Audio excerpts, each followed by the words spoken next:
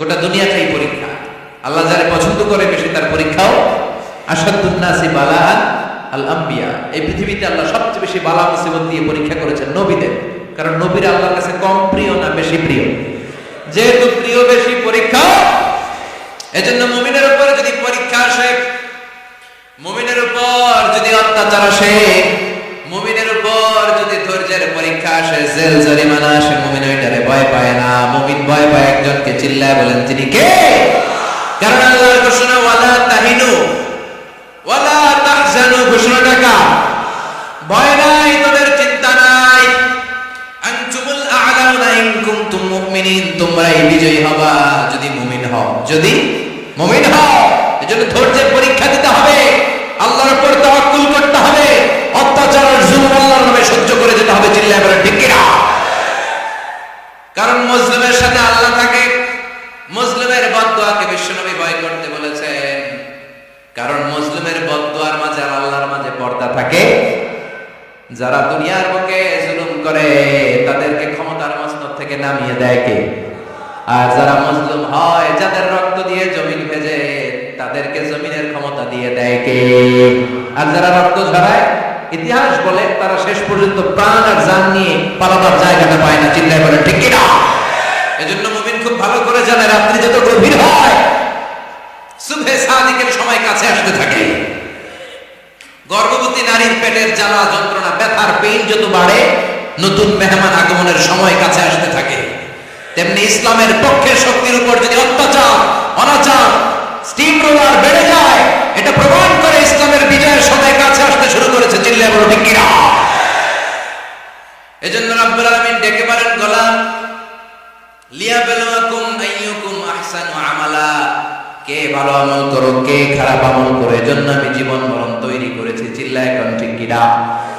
এরপর আল্লাহ বললেন, ওয়ালাকাদ যায়্যানাস সামাআদ দুনিয়া বিমাসাবিহা ওয়া জাআলনাহা রুজুমান লিশ-শায়াতিন। সুবহানাল্লাহ বলেন। ওয়ালাকাদ যায়্যানাস সামাআদ দুনিয়া। মাইকম্যান কোথায়? সাউন্ডটা বাড়াও। এত দুর্বল কেন তোমার সাউন্ড? মনে হচ্ছে আমি মাইক ছাড়া কথা বলছি। সাউন্ডটাকে স্ট্রং করো। ওয়ালাকাদ যায়্যানাস সামাআদ দুনিয়া, I have beautified the closer sky with candles, with light and stars. আল্লাহ বললেন, আমি দুনিয়ার আকাশকে তারা দিয়ে সুশোভিত করেছি। আকাশে তারা আছে না নাই? এগুলো এমনি এমনি হয়েছে না? তৈরি করছে কে? বিশ্বাস হয়? কোনো সন্দেহ আছে? এখন তো লাইটিং ফাইটিং এর যুগে তারার যে কি সৌন্দর্য আমরা বুঝি না। আমরা যখন ছোটবেলা গ্রামে যেতাম, রাতের বেলা তারার বেলা কি সুন্দর, একটার চেয়ে একটা সুন্দর। শুকতারা, ধ্রুব তারা, সপ্তর্ষি মণ্ডল, 7টা তারার একটা চেইন আছে, চেনেন এগুলো? কি সুন্দর তারা! এগুলো তৈরি করে রেখেছে কে?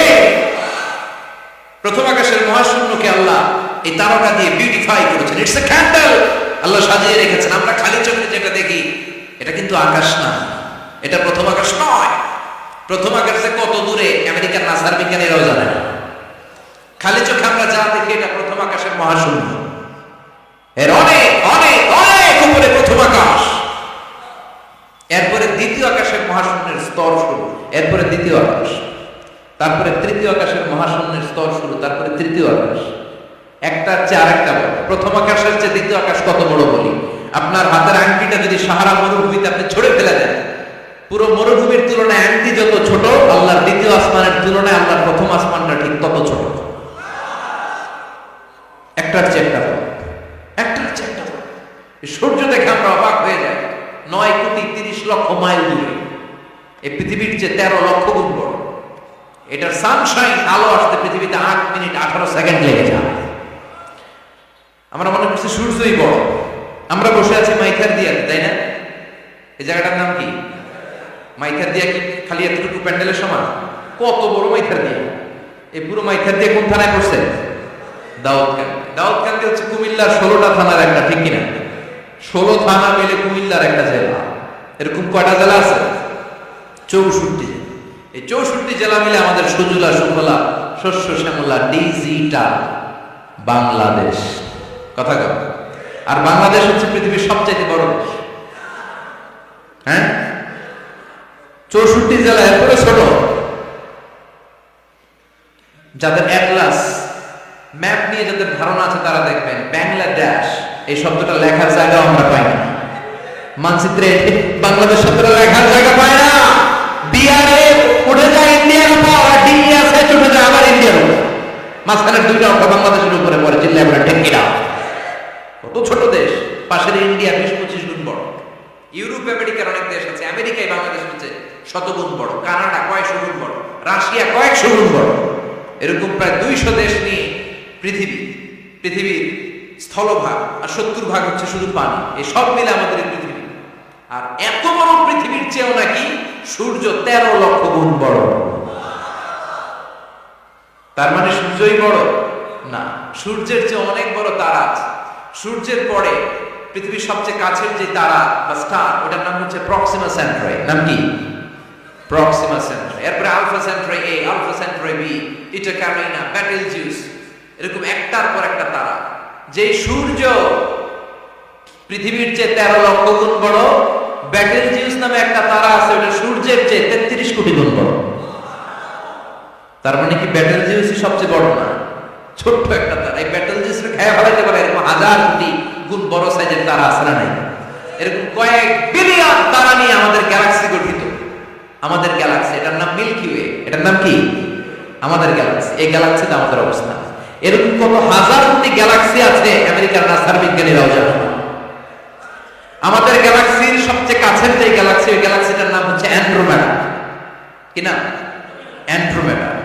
আমাদের গ্যালাক্সি থেকে কেউ যদি কাছের গ্যালাক্সি অ্যান্ড্রোমেডাতে যেতে চায়, তার 2.5 বিলিয়ন লাইট ইয়ার্স সময় লেগে যাবে। কথাটা কঠিন হয়ে গেছে, আমি ভেঙে বলি, তারপরে সুবহানাল্লাহ করি। আমাদের গ্যালাক্সির নাম মিল্কি ওয়ে। মিল্কি ওয়ে থেকে যদি কেউ অ্যান্ড্রোমেডাতে যেতে চায়, কত সময় লাগবে? 2.5 billion light year. Light year মানে আলোকবর্ষ। আলোর গতিতে যদি ছোটা যায়, 2.5 বিলিয়ন মানে হচ্ছে প্রায় 25 লক্ষ।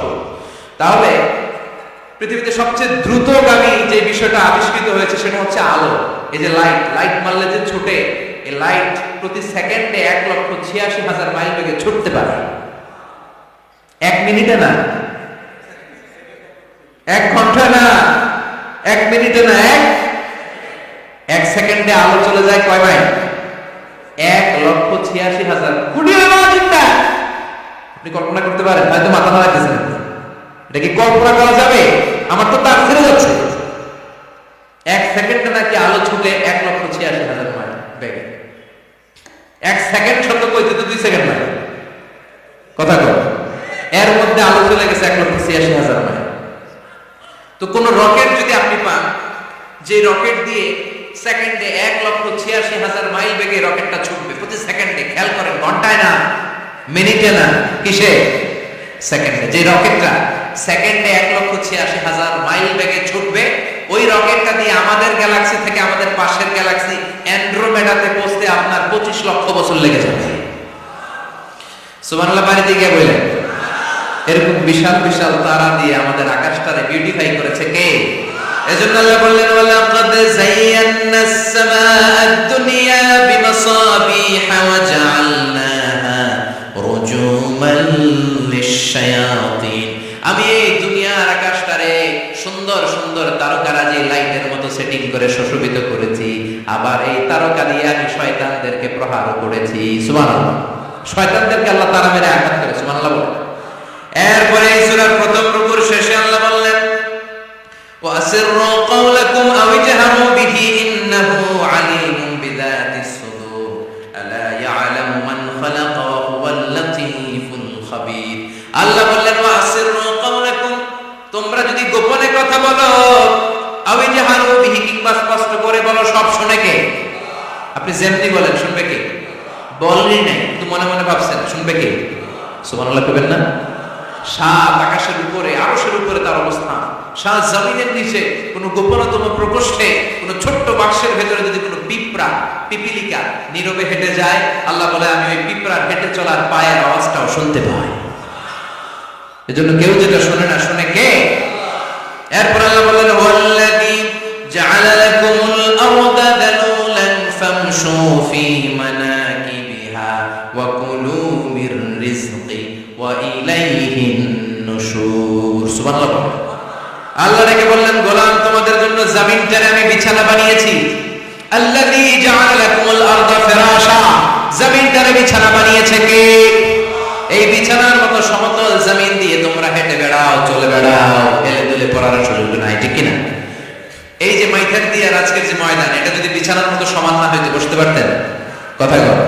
এই ময়দানের প্যান্ডেলের এদিক দিয়ে উঁচা, এদিক দিয়ে গর্ত, এদিক দিয়ে নিচা, এদিক দিয়ে খাড়া, কেমন হতো? কথা কর। কেউ আমার দেখতো, কেউ দেখতো না, কেউ দাঁড়ায়, কেউ বসে, আছে না নাই? কিন্তু জমিনটারে সমতল বানালো কে? আপনি যদি বিমান থেকে যদি আপনি দেখেন, বিমানের গ্লাস দিয়ে, জানলা দিয়ে যদি আপনি নিচের দিকে তাকান, আপনি দেখবেন মনে হবে পুরো জমিনটাকে আল্লাহ সবুজ কার্পেট দিয়ে কার্পেটিং করে রেখেছে। এই সৌন্দর্য দিয়েছে কে? আবার রব্বুল আলামিন বলেন, জমিনটারে সমান দেখে, কার্পেটিং দেখে মনে করো না তোমরা বেঁচে গিয়েছো। আমার দেয়া বিধান আমার জমিনে যদি কায়েম করতে না পারো, এই কার্পেটিং করা জমিনের ভেতরে আযাব আছে না নাই? এই পুরো জমিনের ভেতরে আছে আগুন আর আগুন। আগ্নেয়গিরির অগ্নুৎপাত জ্বালামুখে বিস্ফোরণ করে দিয়ে গোটা বিশ্বটারে মুহূর্তে মেসাকার করে দিতে পারে কে? এজন্য আল্লাহ ডেকে বললেন, গোলাম আমিনতুম মান ফিস সামাই আন ইয়াখসিফা বিকুমুল আরদা ফাইদা হিয়া তামুর। তোমরা কি ভেবেছো নাকি বেঁচে যাবা? আমি চাইলেই পুরো জমিনটারে কাঁপিয়ে দিতে পারি। আইয়াখসিফা বিকুমুল আরদ, খাসাফ মানে ল্যান্ডস্লাইড। খাসাফ মানে কি? ল্যান্ডস্লাইড, ভূমিধস, ভূকম্পন, আর্থকোয়েক, আছে না নাই? বাংলাদেশে তো ভূমিকম্প হয় না, না? টের পাইছেন? মাঝে মাঝে মাঝরাতে হয় না? 3টার দিকে নিজেই দৌড় দিব না, বাচ্চারা লয়ে দৌড় দিব, লুঙ্গি পরে দৌড় দিব না, লুঙ্গি ছাড়া দৌড়াবো, কথা কও। এই ভূমিকম্প আছে না নাই? আল্লাহ বলে, মনে করো না জমিনটা সমতল, কার্পেটিং করে দিয়েছি, এই কার্পেটিং এর ভিতরেও আগুনের দলা আছে না নাই? আবার আল্লাহ বললেন, আমিনতুম মান ফিস সামাই আন ইউরসিলা আলাইকুম হাসিবা। নিচে যেমনি কার্পেটিং করা জমিনের ভেতরে অগ্নুৎপাত রেখে দিয়েছি, মাথার উপর থেকে আযাব দেওয়ার সুযোগ আছে না নাই? চাইলে আল্লাহ অগ্নি বৃষ্টি দিতে পারে, আগুন বৃষ্টি দিতে পারে, ঠান্ডার বজ্রপাত দিতে পারে। আপনারা লূত আলাইহিস সালামের কওমের নাম শুনেছেন? তারা হোমোসেক্সুয়ালিটি, সমকামিতা করত। ফলে আল্লাহ তাআলা বিশাল এক চিৎকার মেরে সাইয়েদনা জিবরাইলের মাধ্যমে পুরো জমিনটা শেষ করে দিলেন। ফাজআলনা আলিয়াহা সাফিলাহা ওয়া আমতারনা আলাইহিম হিজারাতাম মিন সিজ্জিল। তাদের অপকর্মের কারণে জর্ডানের ওই এলাকাটাকে আল্লাহ বললেন, জিবরাইল এলাকাটাকে হাতে তুলে নে, আকাশের উপরে তুলে পুরো এলাকা সহ মানুষ সহ জমিনের মধ্যে গেড়ে দে। জমিনের নিচের মাটি উপরে নিয়ে গেল কে? উপরের মাটি নিচে নিয়ে গেল কে? পুরো জায়গাটা এখন ডেড সি হয়ে গেছে। কি সি? ডেড সি নাম শোনেন নাই বোধহয়? আজকে শুনে রাখেন, এটারে বলে মৃত সাগর। এটা গজবের জায়গা, ওখানে মানুষও ডুবে না। লবণের ডেনসিটি, সল্টের ডেনসিটি এত হাই, এই পানির মধ্যে এত গজব, এর মধ্যে কোনো মাছ জন্মায় না, চিংড়ি জন্মায় না, কাঁকড়া জন্মায় না, ব্যাঙ হয় না, শ্যাওলা হয় না, কিচ্ছু বাঁচে না। এটা গজবের জায়গা, চিন্তা করেন ঠিক কিনা?